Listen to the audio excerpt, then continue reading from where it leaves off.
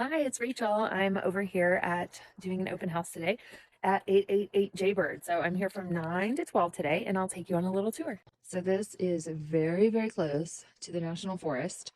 Plenty of parking. Currently a vacation rental. Super cute, updated cabin built in, I believe it was the 40s.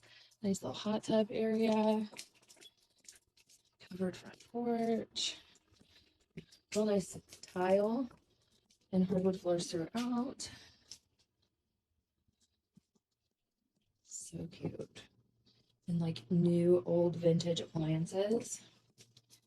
Laundry room. Super bathroom. We'll go over here. This is one of the first weekends that it's been open because it's been rented so much.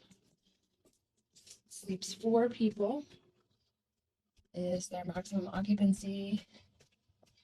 All wood throughout.